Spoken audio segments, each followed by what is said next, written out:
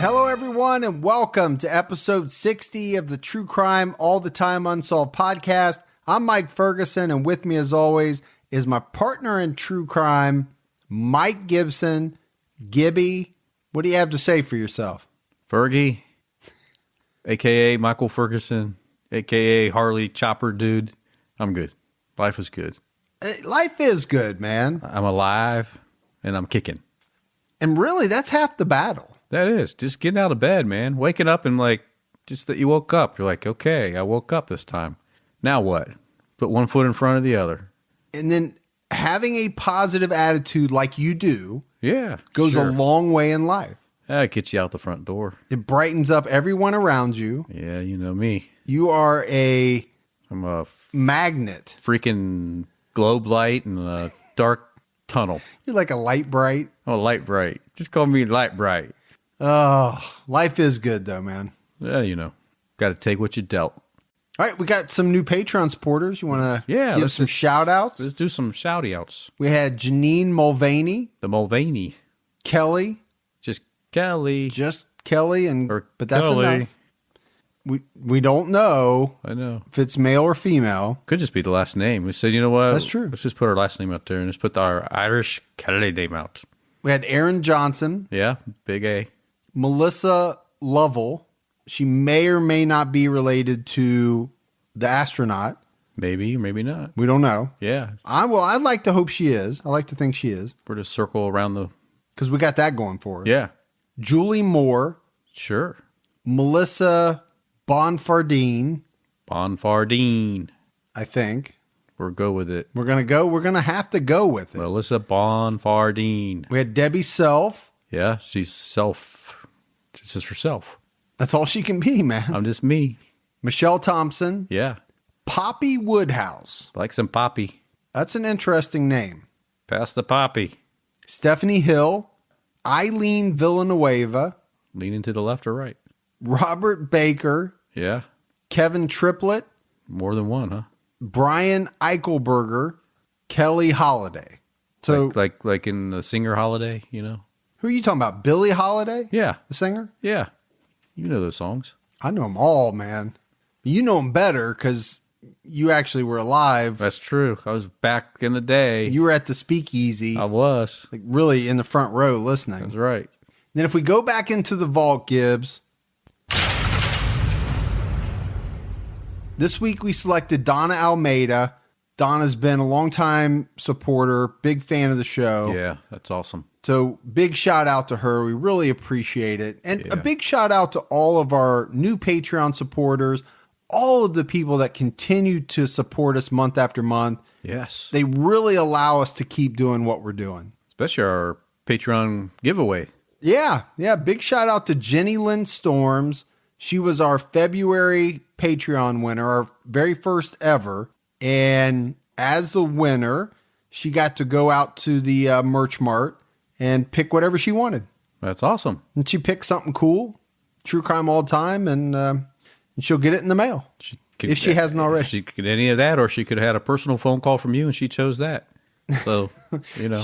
You know what? She could have that because those are actually free. So if anybody would like to exchange, no, I have no problem with that. Those don't cost me anything. Yeah. And then we had on PayPal, we had Eric Mead donate. So that's very much appreciated. Thanks, as well. Eric. And don't forget, True Crime All the Time. There's an episode out right now. Mm-hmm. And it's something. It is something. It is something, Gibbs. Gertrude Banashevsky. This was a mother of 7 that spearheaded one of the most heinous crimes committed on a single individual ever in the state of Indiana. A 16-year-old girl, Sylvia Likens. It's bad. It's bad. I mean, the episode is good. The subject matter is rough. Yeah, so this one ranks right up there with Shanda Scherer. Yeah, both from Indiana. Yeah, horrific. Both horrific, different types of cases, but yeah, it's twisted for sure. Majorly. If you haven't listened to Criminology, check that out. The Golden State Killer, the East Area Rapist. He's known by a bunch of names. Talk about bad dude, twisted. This guy is all of that wrapped And into Unsolved. one. And Unsolved. So if you like Unsolved, make sure you're checking out Criminology. So listen, if you haven't signed up yet and you're coming to CrimeCon, get going. So go out to the CrimeCon website and register and use the TCAT discount. TCAT with 2 T's. Yeah, you get 10% off your standard badge. Yeah. And if you're going to go, let me and Mike know so we can set up a meetup with everybody. We'd like to see you. Spend a little individual group time instead of just podcast. Did you say bro. Individual group time? I did. I just made that word up right there. Going to be individual, but Yeah. as a group. Yeah, start emailing us at True Crime All the Time. Let us know if you're going because we're going to start planning. Yep. All right, Gibbs, are you ready to get into this unsolved case? I'm ready. We are talking about Judge Joseph Force Crater. I want that middle name. I dig it. Force Ferguson sounds badass. Force Ferguson. It does, actually. That could be your new biker name. You and the bike. You get on that Harley and you get that jacket that says Force Ferguson. They're like, here comes Force. Here comes Force. Middle-aged balding man on his Harley. On his Harley. That's right. He's badass. But we're going back a ways. We're going back to the 1930s, probably one of the oldest cases that we've ever done. Yeah, I think so. And before we really get into it, Gibbs, we have to give a huge shout out to Lindsay Sklarek. Yeah. Lindsay did a great job for us. She did the writing and research on this episode, and this is her second one on Unsolved. She's been a big help to me. Yeah, it's awesome. Yeah. So Joseph Force Crater was born in eastern Pennsylvania on January 5th, 1889. I wanted to say 19 because I can't believe we're talking about somebody that was born in the late 1800s. Yeah, man. Ancient. He was the oldest of 4, so he had 3 younger siblings, and he went to college at Lafayette University and then on to Columbia. Pretty smart guy. This was an intelligent guy. He received his law degree in 1916. So he was 27 years old, was a member of the Sigma Chi fraternity, Oh, yeah. which I know well. Yeah. Were you a brother? I was not. Yeah. I did pledge. They said, no. No, I drank a goldfish Oh, you did? Mm-hmm. Yeah. live. Yeah. It was swimming around in my stomach. Sure. And then I did some other stuff. And the next thing I knew, I was pledging with a couple of my buddies. And we were standing around saying, what in the hell are we doing? You should have came to that Before I ate process the before you ate goldfish? the goldfish. Yeah. I wish I had, but Yeah. I'm not proud of it. What? Yeah. Not one of my proudest moments. No. But I do have a lot of good friends that are Sigma Chi. Some of my best friends, in fact, are Sigma Chi. So a lot of good dudes. Now, Crater started his career off as a clerk, and he worked his way up to become a very successful lawyer.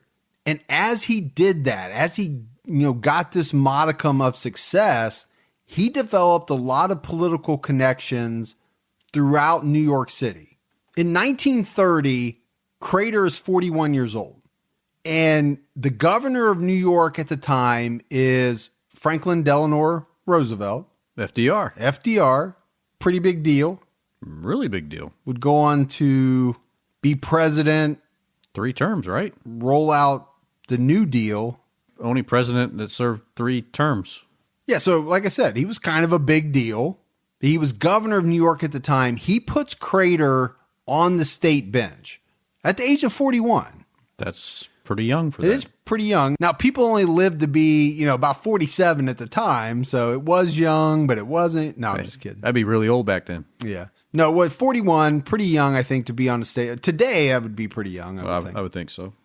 And his official title was Justice of the New York Supreme Court for New York County. And when Roosevelt made this decision, it was pretty controversial because at the time, Tammany Hall was the big political machine in New York. Man, I remember Tammany Hall. You ever see Gangs of New York? I love that movie. Yeah. They talk about, the Tammany Hall a lot in there. So they wanted to put up somebody else. Roosevelt goes against them and selects Crater. And that wasn't always a smart thing to do.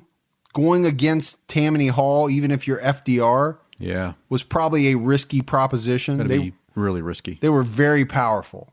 But Crater had developed a reputation for having, I guess what you'd call, Gibbs, a fondness for showgirls. Ooh. You got one of those, don't you? Well, yeah. Got myself. No. You didn't know what to say. I did didn't you? know what to say. No. That was me kidding, but I was kidding too. Yeah, you were. Showgirls. Showgirls. But what it did is it kind of gave him like a shady vibe. Yeah. You know, he was known as this upstanding judge, but also had this side of Little seedy. little seedy. Yeah. And it ended up earning him the nickname Good Time Joe. Good time, Joe. A little derogatory there. Yeah. And to top that off, bank statements showed that Crater withdrew $20,000. That is a lot of money. Man, that's like 200-some thousand today. Now, it was said that that was like pretty much his yearly salary. That's a big salary back in the day. That was. Back then. But he withdrew this money not long before he was appointed to this new position. And it led to a very strong rumor that he had taken this money and paid off someone, most likely Tammany Hall, for his seat on the bench. Yeah. So a lot of people thought that he bought it. Well, there was a lot of that went on, you know. I mean, I had, my granddad in the hills of Kentucky, you know, he won his seat because him and his brother, they all took money and went around and bought all the votes back in the day. Now, this is going back, you know, way back in the day, way back in the day. Yeah. But that's what you did. But it happened. And by doing that, then they ensured that they got the contract for the delivering the coal to all the schools. Right. So basically you're outing to the whole world that your family was shady as shit. Well, just that one time. Hey, they only did it that one time. They just had to do what they had to do, man. After that, they were just they were straight in there. Yeah, it was just... No, but that stuff happened all the time. Oh, absolutely. Back in the day. You grease somebody here, you grease somebody over here. Got to do that. And especially in New York City, Tammany Hall was... They were bribing people. They were intimidating people. They would do whatever. I don't think you probably still can't get anything done today without greasing something there. You know, Crater was rumored to be involved in some corrupt schemes. Now, a lot of this can't be verified. We're going back a long time. But it's been said that he was acting as a receiver of a bankrupt hotel that he eventually sold for $75,000 to a bond and mortgage firm. Okay. 2 months later, the city bought it back for $3 million. Well, that's a conflict of interest. Maybe, yeah. Yeah. So he had that kind of cloud over him. Crater married a woman named Stella Mance Wheeler in 1917. That's a strong middle name. Mance? Mance. I'll take that one too. Force, Mance. I might put them all together. Just 4 Mance? No, that doesn't sound as good.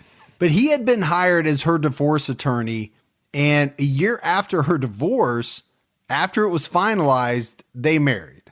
So again, I don't know what make of that what you will, but the thing is, there were things about this guy that people thought were maybe not on the up and up. Yeah, maybe. Yeah, questionable. Let's put it that way. Putting aside his love for showgirls that we know he had, the two seemed to be pretty happy, devoted to each other. The couple didn't have any children. So now we go back to 1930, and the pair spent that summer vacationing in Belgrade Lakes, Maine. Crater had a summer cabin there. Wonder how he paid for that. Who knows? Just hard-earned money. His hard-earned money. Well, he was making a pretty good salary. He was. But he may have also been into some other things. Maybe. In late July, Crater received a suspicious phone call that caused him to very quickly return to New York. He didn't give his wife any details of the call, only telling her that he needed to get back to straighten those fellows out. Despite this urgency of him saying he needed to get back to New York for business, when he got back, the very next day he went to Atlantic City with his mistress. This was a showgirl named Sally Lou Ritzy. She went by the name just Ritzy. Ritzy. Cool name. It is a cool name. You want that one too? It's a cool stage name. That could be my stage name. You used to have a stage name already. Mike Concho. I told you that. Yeah. Maybe you were Ritzy. Seems more fitting. He was back in Maine on August 1st and then left again to return to New York City on August 3rd. During this last stop in Maine, he promised his wife that he would be back by her birthday, which was on August 9th. Now, his wife would later say he was not acting strange. He was not acting scared. He was actually in very good spirits the last time that she saw him. On the morning of Wednesday, August 6th, he's back in New York City. Crater spent 2 hours in his courthouse chambers going through all of his files. And apparently he was destroying a lot of them. Yeah, randomly getting rid of some. And he had his law clerk, Joseph Mara, cash 2 checks for him that totaled $5,150. That's some big money back then. Big money. It is a lot of money. But apparently, within 25% of his salary. That is true. I like that percentage work you did right there. I just top of my head, just roll that off like that, you know? Like it was nobody's business. Exactly. Around noon, he and his clerk took 2 locked briefcases to his apartment. And then Crater told Mara to take the rest of the day off. That evening, Crater went to a ticket agency and purchased a single ticket to a comedy called Dancing Partners. Oh, it's a good show. You were there when it opened, weren't you? Oh man, opening night, it was crazy. So that the comedy was supposed to play later that night at the Belasco Theater. He had dinner at Billy Haas's Chop House. Oh, great steaks, man. You know nothing of any It's the of kind it. of steak that comes out and then they had that like melted butter glaze on top. Oh man. You were just making stuff up. Just good stuff, man. So he goes to the steakhouse with his mistress, Ritzy, Gotta love a little Ritzy in your life. and a friend and fellow attorney by the name of William Klein. And later on, Klein would state that Crater seemed totally normal. He was in a good mood. There was no indication that anything was bothering him. They ended their dinner a little bit after 9 p.m., which was just after the show had started that he bought this ticket for. And this is where the story gets a little tricky. Yeah, you get a little conflicted information. How people remember things. Yeah, and you get that from time to time. So initially, both Klein and Ritzy stated that Crater hailed a taxi. He got in going west on 45th Street. But later on, they would change their story saying that the two of them got into a taxi while Joseph Crater walked down the street. But regardless of which of these stories is correct, the one thing that is known, Gibbs, is this was the last known sighting of the judge. But there weren't really any alarm bells raised immediately about Crater going missing. You know, his wife is back in Maine. She's waiting on him to return. Her birthday's coming up on the 9th. She didn't even know he was missing until that day came and went and he didn't return.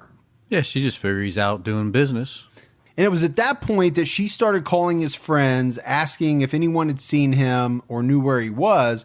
And apparently his friends weren't all that bothered by these calls of the fact that she didn't know where he was. No one started searching for this man until August 25th. And that's only because he failed to appear to one of his court dates that he had set. Right. So obviously he was on some type of break. Yeah. The court was not in session until the 25th. And that's really when the first time that the alarm bells would go off. So a search was started for Crater, but nothing was found. No clues as to where he was. But it would be on September 3rd that the police were notified that he was missing. And this would be in the national media too, because it was a fairly known case at the time of a missing judge, and I think nationwide people were kind of curious on what happened to him. Yeah, I mean, in the research, it talked about how the entire nation was following this story. Now, I'm not sure why it took them so long to get the police involved, It was almost like his friends were doing some type of private search on their own for, what, Gibbs, about 8 days or so? Yeah, or maybe they thought he was with one of his showgirls and that he'd be coming back soon. Maybe. Maybe they didn't want to alarm anybody. That's a long time. And he's been missing for a long time. They don't start the search till the 25th. They don't notify the police until September 3rd of the next month. But in talking about, how well known this story was across the country, it actually ignited a catchphrase. People started saying the phrase pulling a crater and using it when, people were gone. They couldn't find them. Now, not for weeks at a time, but like if you left the room, Gibbs. Yeah, where'd Gibby go? He's pulling a crater. He pulled a crater. Yeah. The initial investigation had some promise as detectives discovered that Crater's safety deposit box had been emptied and the 2 locked briefcases that he and his clerk had taken to his apartment were missing. But these leads, they quickly died out. They just didn't go anywhere. And during this investigation, police checked up on what was said to be thousands of incorrect leads, fake leads, tips that just didn't go anywhere. Yeah, I think some of the reports even had him supposedly hiding out in like a hunting lodge cabin up by the Canadian-New York border.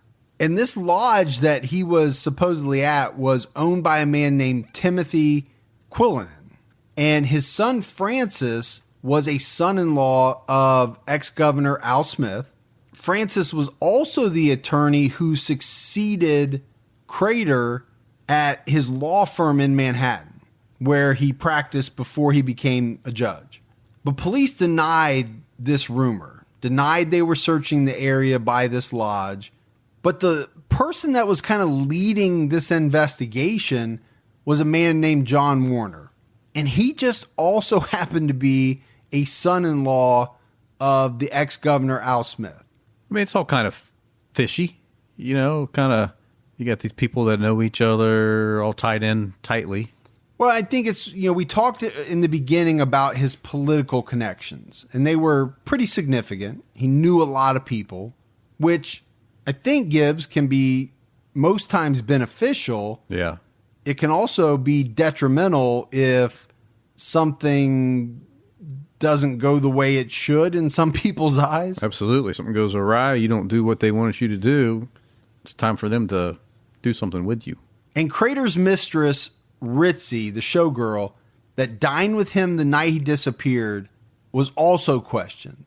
But they didn't develop any strong leads from that either. And she actually left New York altogether around the August-September timeframe that he disappeared. She was located in late September, living with her parents in Youngstown, Ohio. So in that time frame, Youngstown, Ohio was a very well-known city of mafia. I did not know that. Yeah. And really, not until 20, 30 years ago, really had a lot of, mafia members that still resided there. Really? Dropping some knowledge. But it is strange, Gibbs, that she all of a sudden takes off to Youngstown, Ohio around the same time that Crater's missing. She would explain to police that the reason why she left so suddenly was that she got word her father was ill. And they really didn't let up on Ritzy. They interviewed her for many years, as late as 1937. So that's 7 years into the investigation. They were still questioning That's her. a long time. And by that time, she's all the way out in Beverly Hills, California. But just a couple of months after Crater disappears, in October, a grand jury looked into the case. And they called 95 witnesses. There was 970 pages of testimony. That's a lot. That's a huge amount. For a missing persons case. Now, this guy was a well-known figure. And I know they were hell-bent on trying to find him. But what I thought was very suspicious was Crater's wife refused to show up at the grand jury. So 95 witnesses, all this testimony. Even after all of this, authorities decided they didn't have enough to say one way or the other, whether he left on his own or he was the victim of foul play. But there were a lot of theories. A lot of people thought that he skipped town, either with a showgirl, a mistress, maybe to get away from somebody that was after him.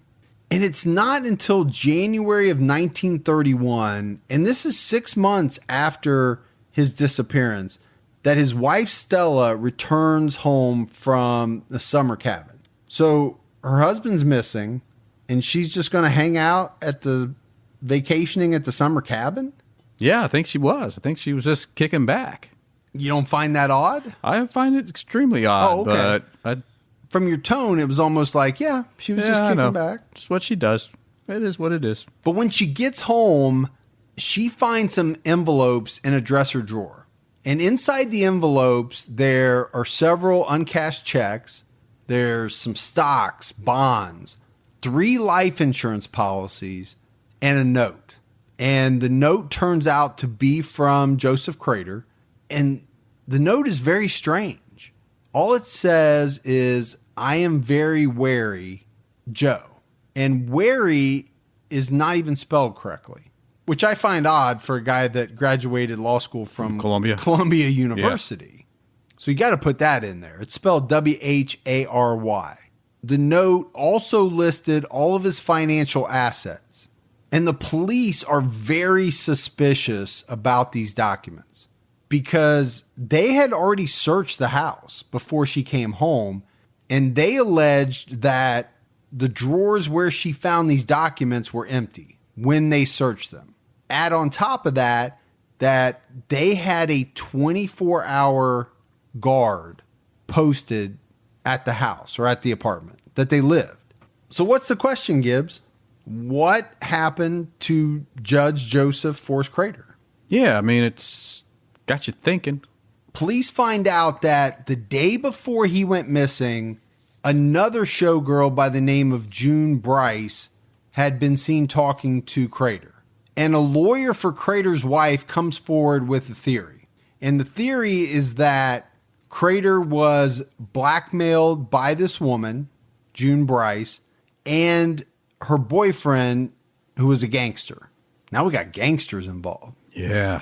He believed the money Crater took out of the bank before he went missing was to pay them off, but that even though he did this, the boyfriend killed Joseph Crater. Well, blackmailing a judge wouldn't go good if you ever got arrested, so maybe he thought, I'll get the money, kill him, and move on.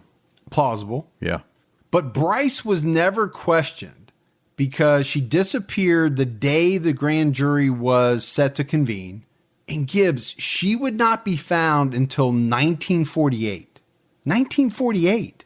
That's a long time. That's 18 years after Crater goes missing, and she is found in a mental hospital.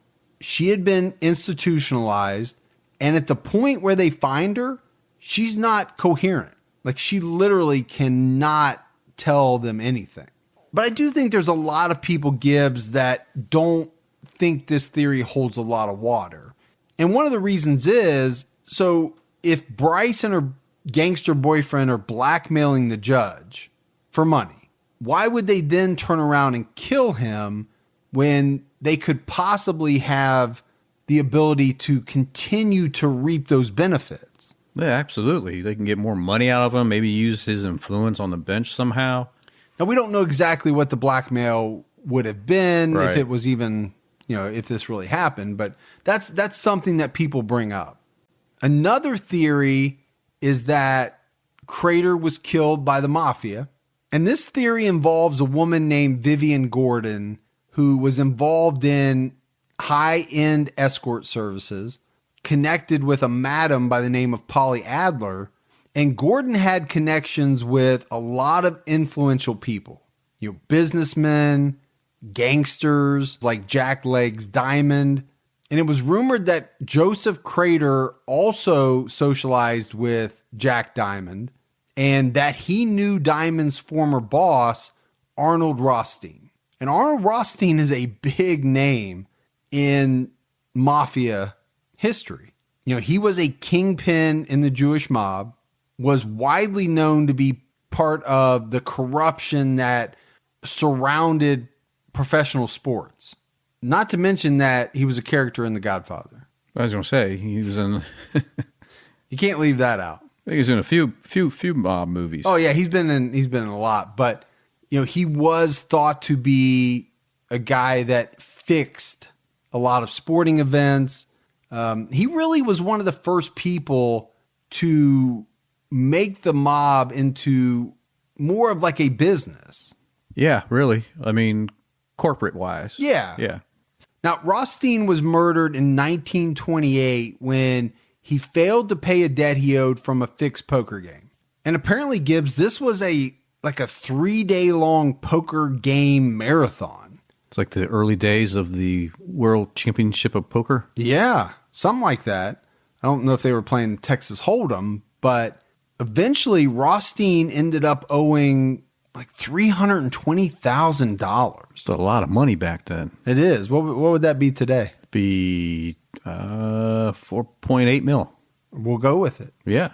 I always go with your money conversions. That's a lot of money, man. But Rothstein tried to stall for time in paying this debt. And the way that he did it was by telling the people that he owed money to that he was set to earn over $500,000 in the upcoming election. Because apparently he was backing Herbert Hoover, and whatever he was doing behind the scenes was supposed to net him over $500,000. He had some kind of big deal that was going to cash him out.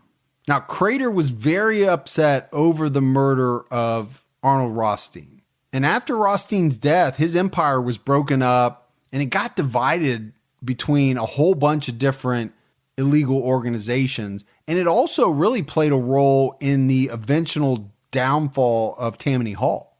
So it had a lot of repercussions.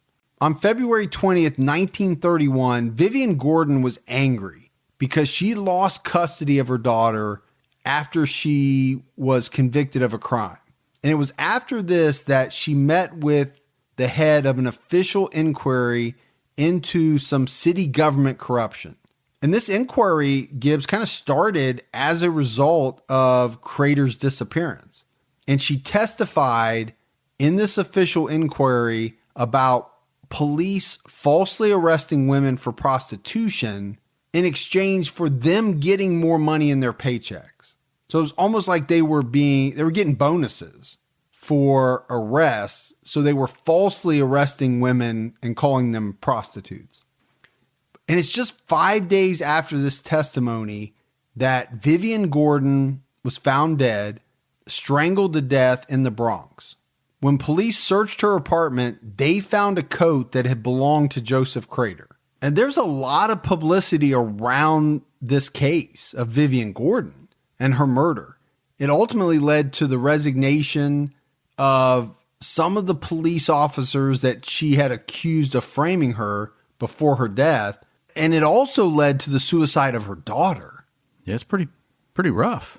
But getting back to Crater, this might have given some insight into who he associated with, but police still had no solid evidence on his disappearance. But it wouldn't be until 1979 when Crater's missing persons case was officially closed. That's a long time. Long time to keep open. Yeah. Yep.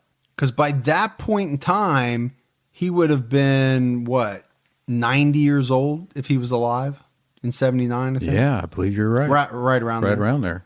In August of 2005, police revealed publicly that when a woman named Stella Ferrucci Good passed away at the age of 91, she left something behind that they thought could have been the key to this whole mystery. They found an envelope marked "Do not open until my death," and inside was a handwritten letter claiming that Stella knew what happened to Joseph Crater. In the letter, Stella claims that her late husband, Robert Good, along with two others, Charles Burns and Frank Burns, were responsible for Crater's death and disappearance. Charles Burns was a New York cop, and Frank was his brother, and he drove a cab. She goes on to state that Judge Crater was buried in Coney Island, Brooklyn, underneath the current site of the New York Aquarium.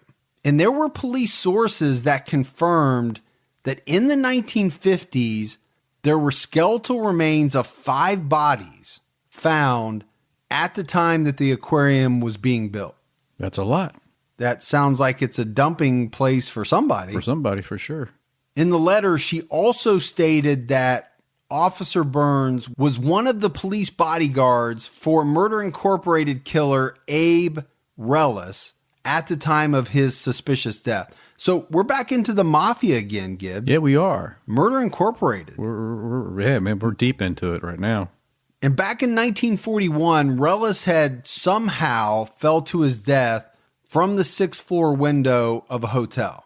Even though at the time his hotel was being guarded by 5 police officers, one of them being Charles Burns, but Relis had become a mob informant.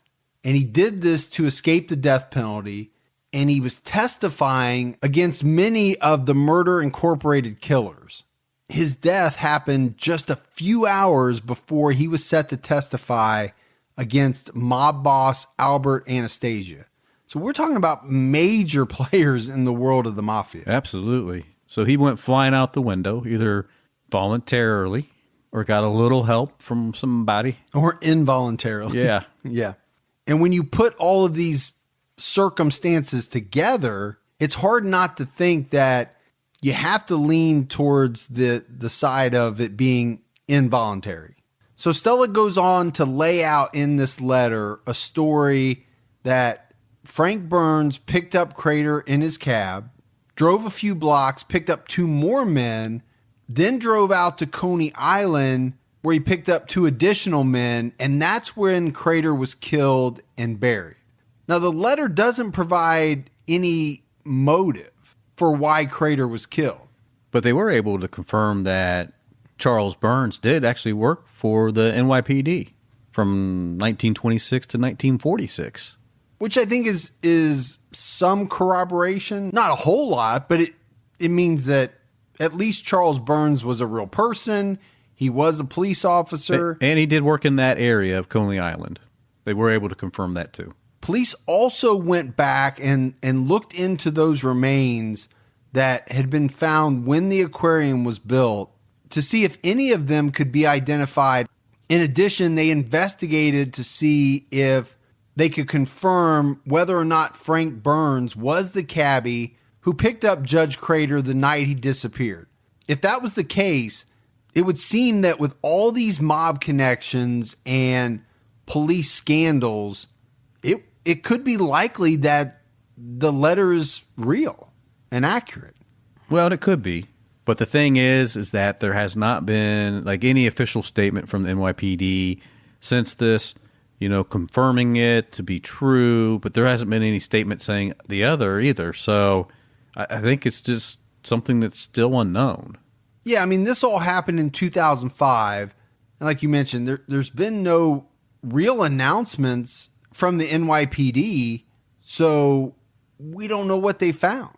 There have been a number of books written about the disappearance of Joseph Crater, and a lot of people have claimed to know what happened or to have solved it.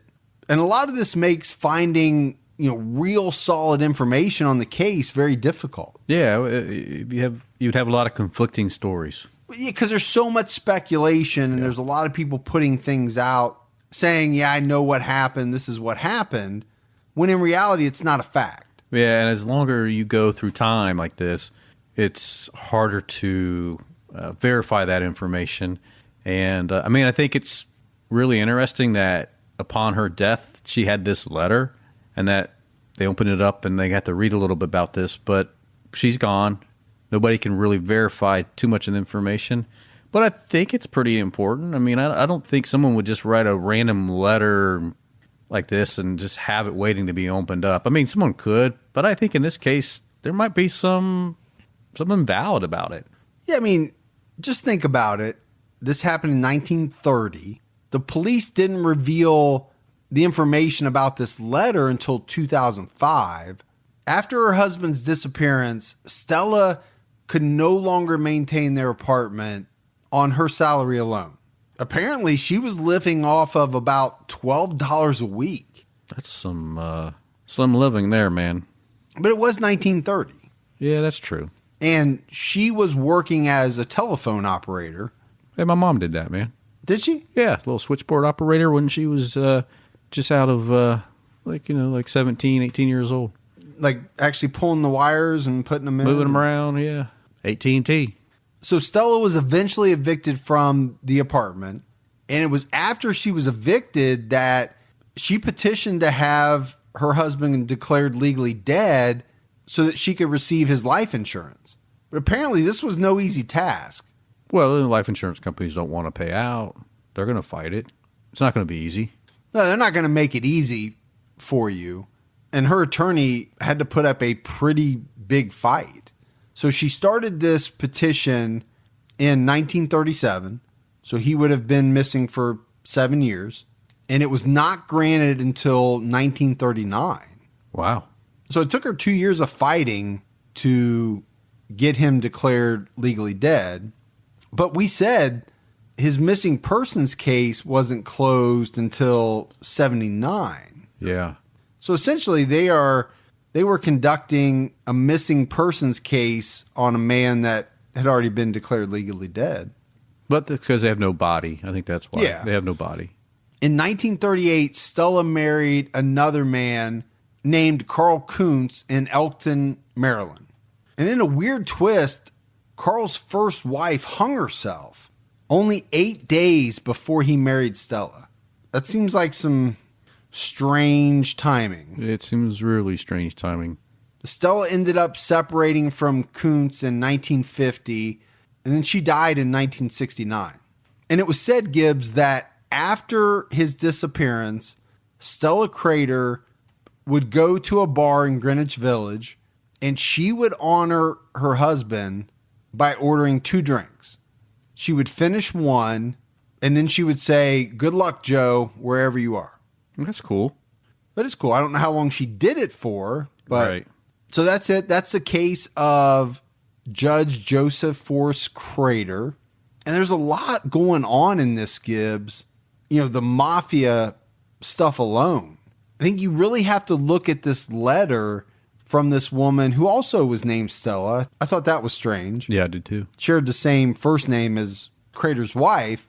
I just don't know why someone would pen a letter giving a lot of detail where some of the players can be identified. The actual facts of the letter really can't be. Right. But enough is known to where some of it actually lines up. Yeah. But why would somebody pen a letter like that, put it in an envelope, and make sure it wasn't found until after their death? She's got nothing to gain from writing that letter. No, maybe she just wanted a clear conscience, and maybe she just had a issue with didn't want to say anything until she passed because of anything the mob would do. Well, that plus I don't think she wanted to maybe sully her husband's name. Yeah, that's probably more like it. While she was still alive. Yeah, that makes all sense. All right, we got some voicemails. You want to do those? Yeah, let's do voicemails. All right. Hey, Mike and Gibby. This is Noelle calling from Colorado. I just started listening about a month ago, and I love True Crime All the Time and True Crime All the Time Unsolved. I'm a huge fan. I really appreciate everything you guys do, all the effort you put into the creation of the cases or putting the information together. I listen to it on my commute. I drive 45 minutes to school and work every day, so it's really nice to have that to keep me going during that commute. I also listen to criminology. I listened to season 1, and it really got me interested in the Zodiac, as I'm sure many were interested after that podcast. And I've been looking at the Zodiac 340 cipher, and so it's been really fun for me to kind of mess around with that and look at that. And I've been listening to True Crime All the Time while I'm working on that, just for fun, to kind of keep me in the zone. All right, Noelle, that was a great voicemail, and appreciate you listening to both TCAT and TCAT Unsolved, and also criminology. So I think if you like the season 1, I think you're going to like Mike's season 2 of criminology with the Golden State Killer. Yeah, no, that was an awesome voicemail. I will say this, Gibbs. You go down that rabbit hole of the ciphers with the Zodiac, you can get lost real quick. Yes. It is like a rabbit hole of all rabbit holes. That's like getting into my head and trying to figure me out. You can't. Yeah. It might be fun. It might be fun in there for a little while, but you can do serious damage if you stay in too long. Yeah. Kind of like the Matrix. Matrix, that's right. Hey guys, it's Max from Atlanta again. Just listening to the Tylenol murders. As usual, very good. One, today with the internet and 24-hour news cycle, Johnson & Johnson would be done in a month. They're lucky it happened 30, 40 years ago. Two, that was a good analysis, Gibby, about the corporate structure and how they avoided all those problems back then. That was good. And that one guy, I think it was Lewis, what a scumbag. And fourth things, you're wondering why someone would do it. You watch movies. One movie I like is the Batman. Some people just want to see the world burn, and that's probably what the motive was.